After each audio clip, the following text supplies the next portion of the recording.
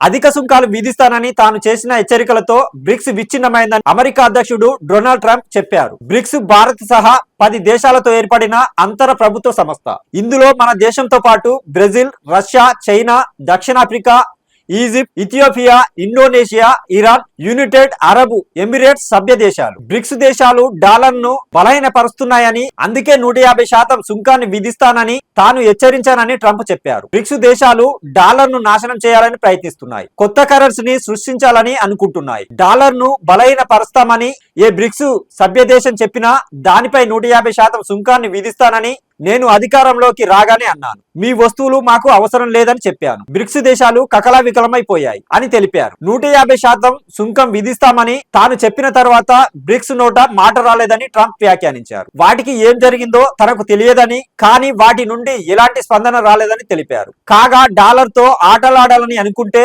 100% సుంకాలను ఎదుర్కోవాల్సి వస్తుందని ఈ నెల 13న ట్రంప్ బ్రిక్స్ దేశాలను హెచ్చరించారు. బ్రిక్స్ జీవం పోయిందని వ్యాఖ్యానించారు. అమెరికా డాలర్ స్థానంలో ఏ ఇతర కరెన్సీని ప్రవేశపెట్టాలని వారు అనుకున్నా వారితో వాణిజ్యం జరపబోమని బెదిరించారు. అమెరికా అధ్యక్షుడిగా బాధ్యతలు స్వీకరించడానికి ముందు కూడా ట్రంప్ ఇలాంటి హెచ్చరికలు చేశారు. గత సంవత్సరం జరిగిన 15వ బ్రిక్స్ సదస్సు ప్లీనరీ సమావేశంలో రష్యా అధ్యక్షుడు వ్లాదిమిర్ పుతిన్ మాట్లాడుతూ అంతర్జాతీయ మార్కెట్లో డాలర్ ప్రాధాన్యతను తగ్గించాలని పిలుపునిచ్చారు. బ్రిక్స్ దేశాలు జాతీయ కరెన్సీలోనే పరిష్కారాలను విస్తరించుకోవాలని, బ్యాంకుల మధ్య సహకారాన్ని పెంచుకోవాలని ఆయన సూచించారు.